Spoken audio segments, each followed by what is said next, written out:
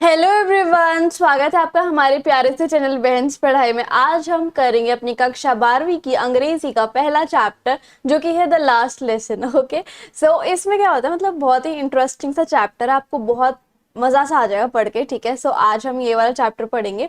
अच्छा, ये स्टार्ट करने से पहले अगर आपको कोई भी डाउट है तो आप मुझे इंस्टाग्राम पे फॉलो करके डीएम कर सकते हो।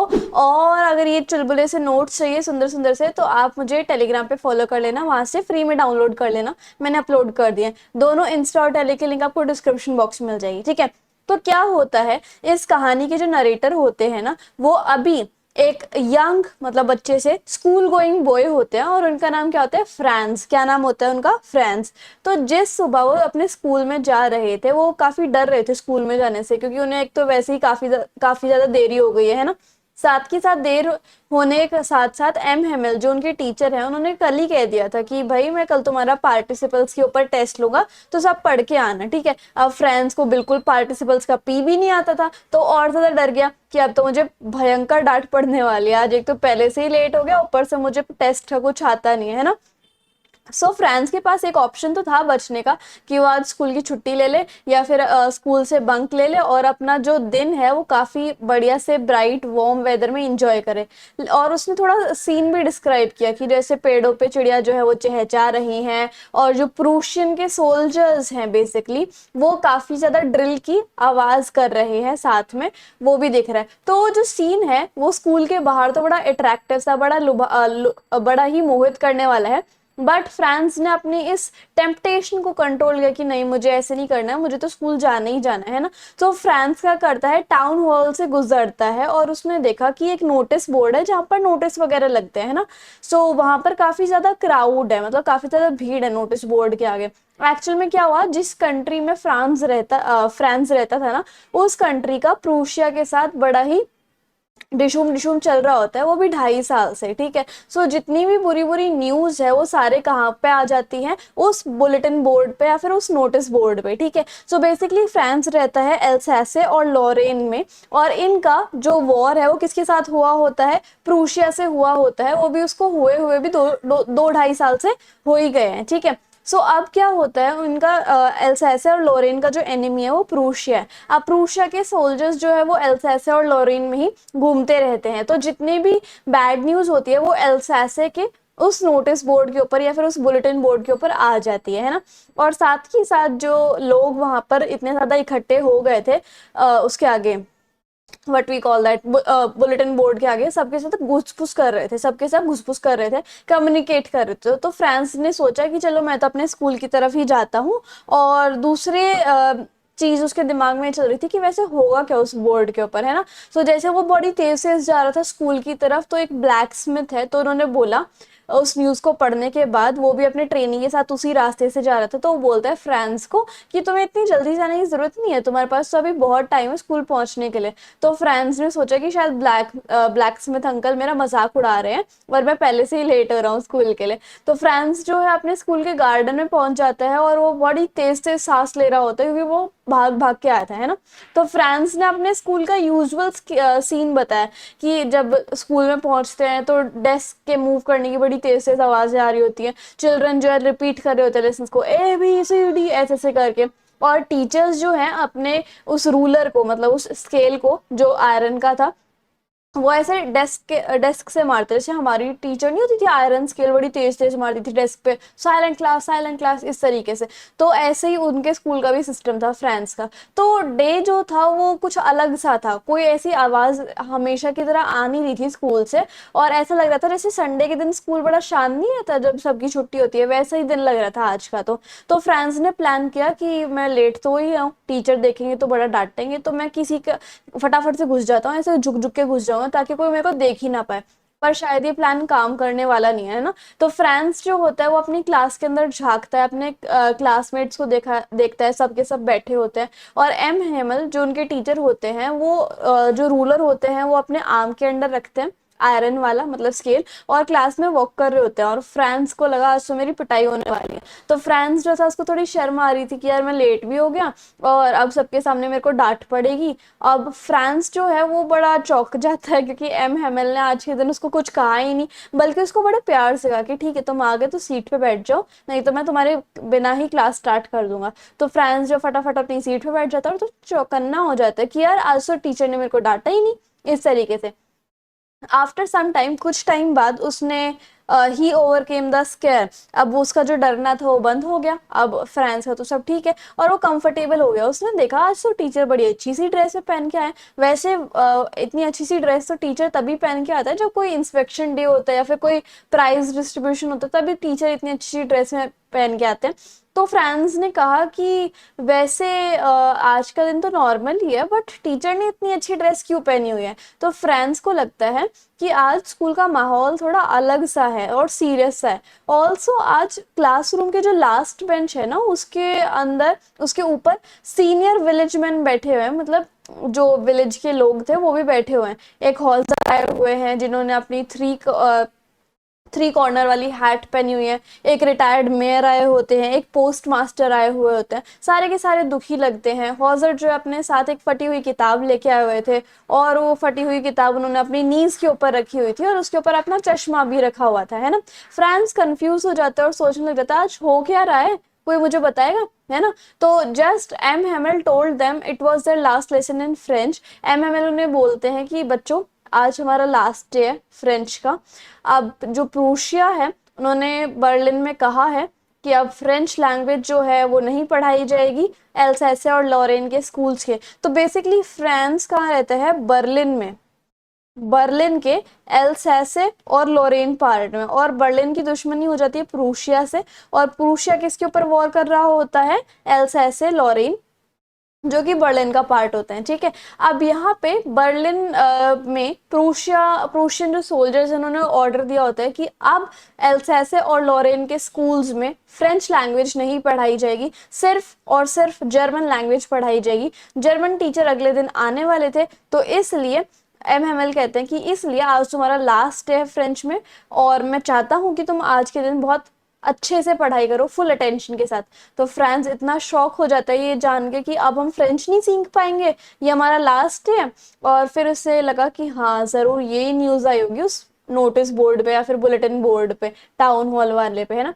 तो फ्रांस को बड़ा ही रिग्रेट होता है कि यार मैंने तो इतना टाइम हो गया पढ़ाई पे इतना ध्यान ही नहीं दिया, और मैंने तो अपना सारा टाइम चिड़ियों के जो अंडे होते हैं उनको हंट करने में लगा दिया और सार रिवर में खेलने में लगा दिया, मैंने इतना इतना टाइम वेस्ट कर दिया। अब फ्रेंड्स जो है वो अपनी बुक को एक बहुत बड़ा बर्डन समझता था, लेकिन सडनली उसको ऐसा लगने लग गया कि मेरी जो बुक्स हैं वही मेरी बेस्ट फ्रेंड है और मैं उन्हें छोड़ नहीं सकता। अब राइटर जो है वो क्या कहते हैं, टू शो द चेंज, अब राइटर जो है वो कहना चाहते हैं कि फ्रांस के एटीट्यूड में कितना ज्यादा चेंज आ गया जैसे उसे पता चला कि वो फ्रांस ज्यादा नहीं सीख पाएगा, है ना। अब ये जो न्यूज थी कि उनके टीचर एम हेमल भी यहाँ से छोड़ के जा रहे हैं, उसका भी फ्रांस को बड़ा धक्का सा लगता है कि फ्रेंच तो हम सीख ही नहीं पाएंगे, साथ के साथ हमारी जो टीचर है एम हेमल वो भी चले जाएंगे। तो फ्रांस ये नहीं चाहते थे कि उनके टीचर वापस चले जाएं, और फ्रांस के जो टीचर जो पहले बड़े गुस्से वाले होते थे, स्ट्रिक्ट होते थे, अब वो ऐसा लगता ही नहीं है कि वो बहुत गुस्से वाला है, स्ट्रिक्ट है, अचानक से ऐसे उसे लगने लग जाता है। अब फ्रांस को पता है कि एम हेमल ने अपनी वो इतनी बेस्ट सी ड्रेस क्यों पहनी हुई है, क्योंकि वो एम हेमल का लास्ट डे है। उसने ये भी रियलाइज किया कि विलेज की जो मैन है वो इसलिए आए हुए हैं ताकि वो एम हेमल को रिस्पेक्ट दे सके और थैंक यू कर सके, क्योंकि एम हेमल को 40 साल हो गए इस स्कूल में सर्विस देते देते, पढ़ाते पढ़ाते, है ना। सो विलेज मैन आते हैं क्लास के अंदर और वो क्या करते हैं, वो इसलिए आए होते हैं, एक तो रिस्पेक्ट देने के लिए, एक थैंक यू करने के लिए, साथ के साथ वो लास्ट डे इसलिए आते हैं बिकॉज उन्होंने अपने बचपन में इतने अच्छे तरीके से पढ़ाई नहीं की थी, तो इसलिए लास्ट डे आते हैं, ठीक है। सो वो थैंक यू भी करने आते हैं क्योंकि उन्होंने जो फ्रेंच की टीचर है एम हेमल, उन्होंने 40 साल पढ़ाया है स्कूल में, है ना। वो रिस्पेक्ट शो करना चाहते हैं अपनी कंट्री को, अपनी मदर टंग को, और उन्हें बहुत बुरा लग रहा होता है कि फ्रेंच अब हमारी मातृभाषा नहीं रहेगी। टीचर जो है फ्रांस को उठा देते हैं, फ्रांस उठ जाओ, पार्टिसिपल्स को पढ़ना स्टार्ट करो। तो जैसे ही इतना गहरा असर फ्रांस के ऊपर लगा था, फ्रांस जो था वो बड़ा एक्साइटेड था, ईगर था, वो पढ़ना चाहता था, है ना। उसके अंदर ये था लास्ट डे के दिन मैं बड़ी अटेंशन से पढ़ूंगा। अब वो टॉपिक को रिसाइट करना चाहता था एक ही बार में बिना मिस्टेक करे, और अपने टीचर को रिस्पेक्ट शो करना चाहता था, और वो लेसन को बड़े अच्छे तरीके से डिलीवर करना चाहता था। लेकिन अब फ्रांस से पार्टिसिपल्स पढ़ के ही नहीं आया था, वो कंफ्यूज हो गया और आराम से खड़ा रहा, ठीक है। उसका हार्ट इतनी तेज तेज तेज तेज मतलब धड़क रहा था शर्म के कारण कि मुझे आ ही नहीं रहा पढ़ना, तो मैं क्या करूं। और उसके सामने मतलब उसको अपने टीचर को फेस करने के लिए हिम्मत ही नहीं हुई। तो एम हेमेल जो है वो फ्रांस को फ्रांस से थोड़ी बात करने लग जाते हैं। उसे डांटते नहीं है, वो कहते हैं कि ये तुम्हारी, मैं तुम्हें डांटूंगा नहीं, ये तुम्हारी गलती नहीं है, ठीक है। Franz every day Franz told himself that, हर दिन फ्रांस तुम यही कह देते हो कि तुम अगले दिन से पढ़ोगे, अगले दिन से पढ़ोगे, लेकिन अब तुम्हारे पास ये अपॉर्चुनिटी है कि अब ये जो अपॉर्चुनिटी है पढ़ने की तो ऑटोमेटिकली एंड हो गई, क्योंकि आज लास्ट ही दिन है, अब क्या पढ़ोगे तुम, है ना। एमएमएल कहते हैं कि जितने भी एल्सासे के लोग हैं वो सभी रिस्पॉन्सिबल है कि वो अपने ध्यान ही नहीं देते हैं अपनी मातृभाषा पे, है ना, पढ़ाई के ऊपर। वो कहते हैं क्लास को कि ये जो हमारे दुश्मन है यानी कि प्रूशियंस, वो तुम्हारे ऊपर हंसेंगे कि तुम्हें अच्छा ही हुआ कि तुम्हारी फ्रेंच लैंग्वेज हमने बंद करा दी, तुम्हें तो कोई इंटरेस्ट ही नहीं था फ्रेंच लैंग्वेज में, तुम्हें तो ना तो उसे बोलना था ना लिखना आता, तो तुम्हें तो कोई फर्क नहीं पड़ेगा कि अगर हमने फ्रेंच बंद भी कर दी तो, है ना। फ्रेंड्स वो कहते हैं कि फ्रेंड्स तुम्हें गिल्टी या फिर शर्मिंदा होने की जरूरत नहीं है, सभी की गलती है, ठीक है। कोई ध्यान ही नहीं देता पढ़ने पे, किसी को अपनी मातृभाषा ही नहीं आती। तो एम हेमल जो है वो कहते हैं कि फ्रांस के पेरेंट्स भी इतने ज्यादा इंटरेस्टेड नहीं उसको पढ़ाने के लिए, वो तो बस ये चाहते हैं कि फ्रांस खेतों में काम करे या किसी मिल में काम करे ताकि पैसे आ जाए, है ना।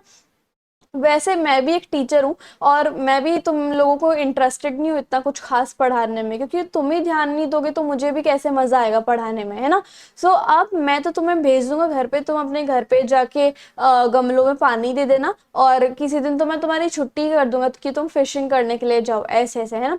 फिर एम हेमल जो है अपनी मातृभाषा की तारीफ करने लग जाते हैं, कहते हैं फ्रेंच लैंग्वेज इस दुनिया की सबसे ज्यादा सुंदर, क्लियर और मोस्ट लॉजिकल लैंग्वेज है पूरे वर्ल्ड में। वो कहते हैं कि अपने इस लैंग्वेज को हमेशा बचा के रखना, क्योंकि इस अगर तुम ये करोगे ना तो तभी जाके तुम इस बंधन से या फिर इस गुलामी से बच पाओगे, क्योंकि जिस इंसान को अपनी मातृभाषा बहुत अच्छे से आती होगी वो कभी भी नौकर किसी का बन नहीं सकता या फिर किसी का गुलाम नहीं बन सकता। अपनी अगर मदर टंग जानोगे तो एज अ लैंग्वेज तो वही तुम्हारा फाइटिंग का टूल होगा, तुम किसी के अंडर नहीं आओगे फिर, ठीक है। अब जो टीचर है वो ग्रामर का लेसन कराने लग जाते हैं। अब उस दिन फ्रांस बड़ा सरप्राइज हो जाता है कि उसे तो आज बड़ी आसानी से लैंग्वेज मतलब कि लेसन समझ में आ गया। उसे लगता है कि अगर मैं पहले ही अटेंटिव हो जाता तो क्या पता मुझे सारे लेसन समझ में आ जाते। और एम हेमल एक्सप्लेन करते हैं, एम हेमल भी जो वो ग्रामर का लेसन है वो बड़े पेशेंस के साथ एक्सप्लेन कर रहे होते हैं। तो फ्रांस को ये लगता है कि टीचर जो है वो स्कूल छोड़ के जाने से पहले सारी की सारी नॉलेज आज ही देना चाहते हैं, है ना। अब ग्रामर के बाद उनका एक लेसन होता है राइटिंग में, ठीक है। एम हेमल जो है उन्हें न्यू नोटबुक्स देते हैं सभी बच्चों को, उस पर लिखा होता है फ्रांस एल्सा से बहुत ब्यूटीफुल तरीके से लिखा होता है।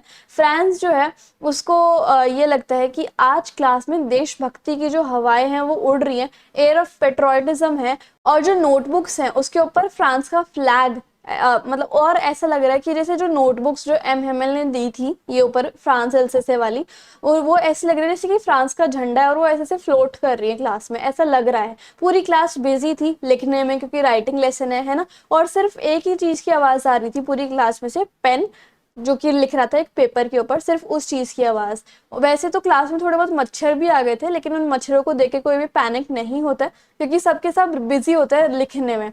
तो जो राइटर है वो ये सोचने लग जाते हैं कि हमारे क्लास की छत जो है ना उसके ऊपर कुछ कबूतर बैठे हुए हैं, और वो जो है उस रूफ को, उस छत को ऐसे ऐसे खुरचने लग जाते हैं, ऐसे ऐसे स्क्रैच करने लग जाते हैं अपने नाखून से। ऐसा लगता है कि वो कबूतर भी फ्रेंच लैंग्वेज लिखने में बिजी हैं।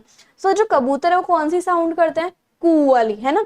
सो वो क्लास में सुन रही थी उनकी आवाज, तो फ्रांस सोचने लग जाता है क्या ये जो प्रूशियन सोल्जर्स हैं ये पिजन्स को भी फोर्स करेंगे जर्मन लैंग्वेज बोलने के लिए, कि ये जो तू कू बोल रहा है इसको जर्मन में बोलना है अब तुझे, ऐसा होगा क्या। तो बच्चा ऐसे तो सोचेगा ही। सो राइटर जो है वो ये कहते हैं कि लैंग्वेज जो है वो नेचुरली आती है एक इंसान को, और कोई उसके ऊपर फोर्स नहीं कर सकता, चाहे वो पिजन है चाहे वो फ्रेंच मैन है ना। अब राइटिंग के बीच में फ्रांस जो है एम हेमल को देखने लग जाता है, जो कि बहुत आराम से बैठे हुए थे, क्लासरूम की अलग अलग चीजों को देख रहे थे, और वो हर चीज को अपनी यादों में बसाना चाहते थे लीव करने से पहले, ऐसा लग रहा था। सो एम हेमल जो है वो टीच करने लग जाते हैं, मतलब उस जगह पर उस स्कूल में 40 सालों से पढ़ाने लग जाते हैं।